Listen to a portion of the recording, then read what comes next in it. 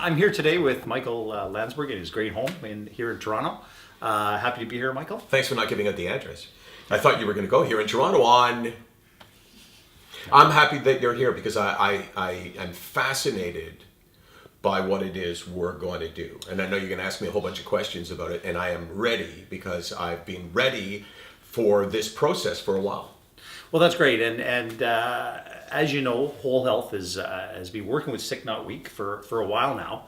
And we're about to give Michael a genetic test today. And Michael, what do you know about stuff like genetics? Well, I'm hoping to find out my ancestry and also whether I've committed any crimes in the past. That's really what I'm looking for. But well, and that's what we're really all about. My family doctor, Dr. Lake, knows that obviously I'm interested in this. I'm interested in more than just my own case, but really finding ways to help people and to make suggestions to people. And he asked me, this is probably a year ago, are you aware of the DNA swab? I mean, I didn't know what it was called.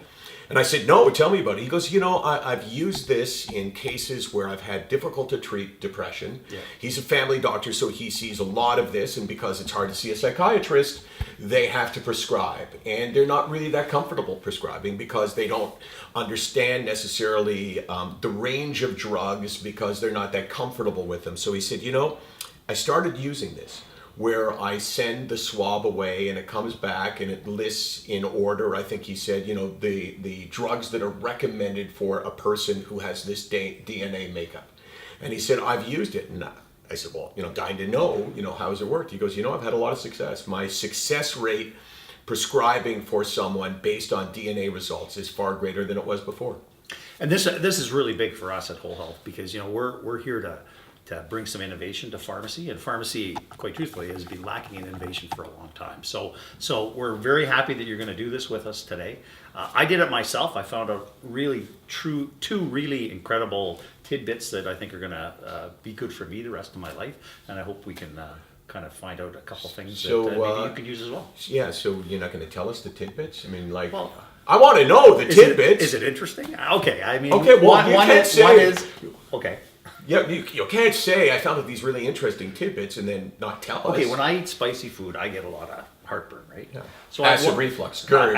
GERD. Yeah, very good. So one thing I found out is that if I'm doing that and I need to take medication, take something like Pepcid or Zantac, because that's going to work for me. The other stuff, Nexium and Losic and those medications, not going to work.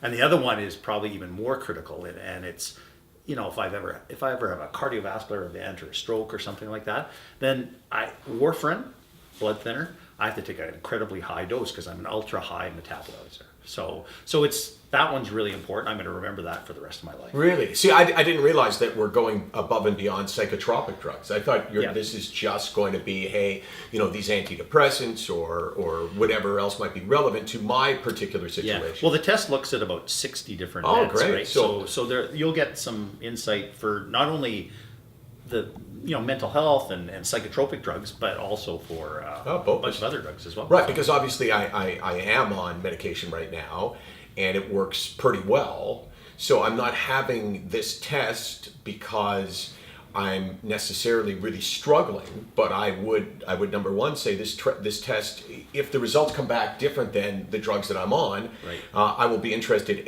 thinking, okay, well, would I change to something that allegedly is better or could be better? Yep. I mean, I'd probably be pretty slow to do that. I mean, as most doctors or pharmacists would tell you, don't mess with something that's working. But the other thing is that drugs sometimes start to fade their effectiveness. Absolutely. So if I get in that position, then at least I have a fallback. Yep. So I'm pumped to do this. Yep.